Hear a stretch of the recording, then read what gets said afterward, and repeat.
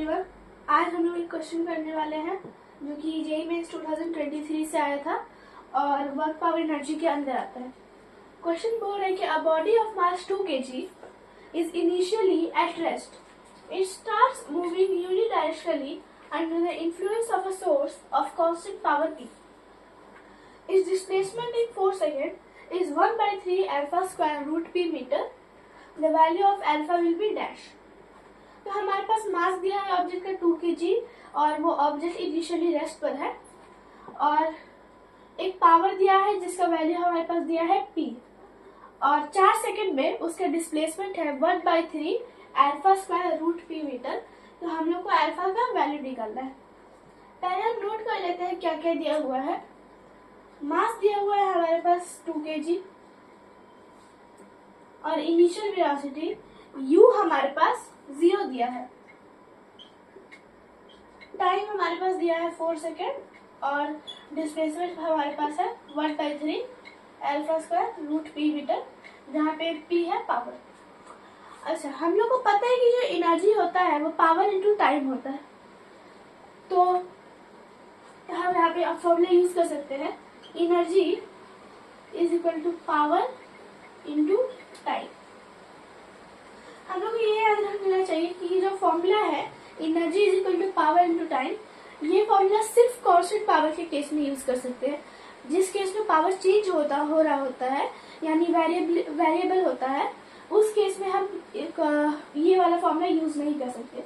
हम सिर्फ उसी केस में यूज कर सकते हैं जिस केस में पावर कांस्टेंट हो। तो energy is equal to power into 2t और इस केस में तो हम काइनेटिक एनर्जी ही लेंगे।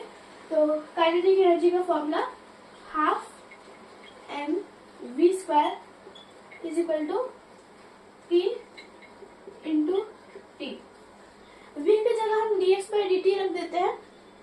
यहाँ पे हमारे पास आएगा 1/2 into m into dx/dt square is equal to p into T. T को उस तरफ ले आते हैं, m को इधर ले आते हैं, तो हमारे पास आएगा dx/dt is equal to square, जब टाइम है तो इस तरफ हमारे पास रूट आ जाएगा under root 2pt by m। हमारे पास आया dx/dt is equal to under root 2pt by m।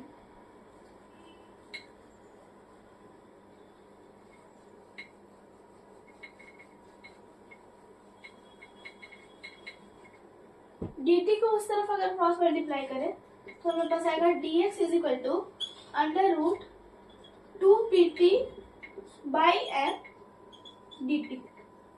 ठीक है, दोनों तरफ हम इंटीग्रेशन अप्लाई कर देते हैं। तो integration dx is equal to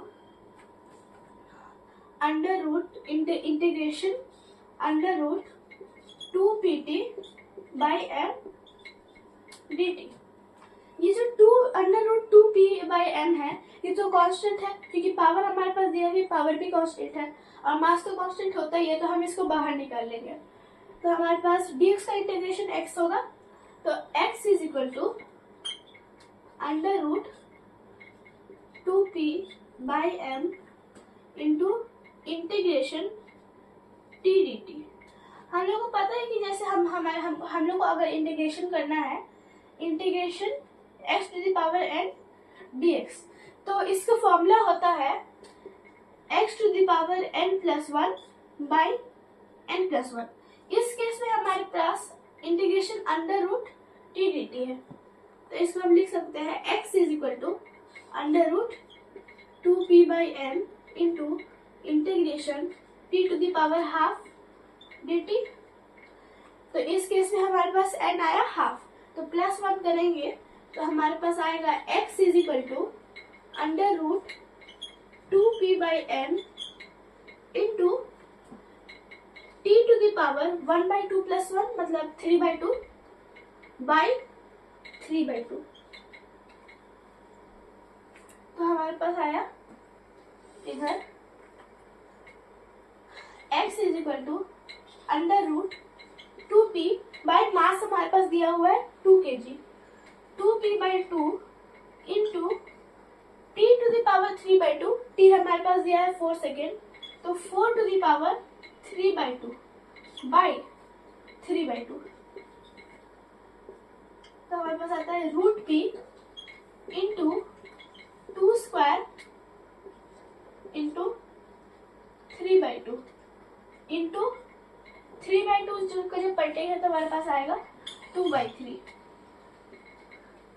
So we have root p into, we know that जब पावर ऊपर होता है तो हमारे पास पावर मल्टीप्लाई होता है, तो 2 to the power 3 by 2 into 2 into 2 by 3.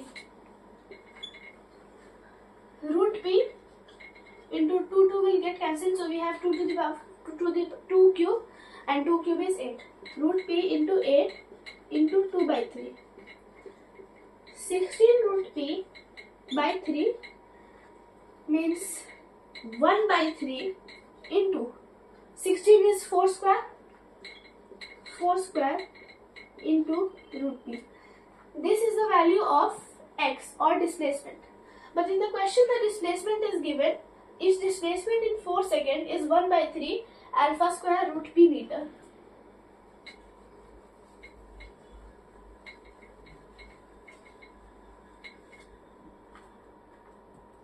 So 1 by 3 into 4 square into root p is equal to 1 by 3 alpha square root p. Root p will get cancelled, 3 will get cancelled, so we have alpha square is equal to 4 square, means alpha is equal to 4. So the answer of this question is 4.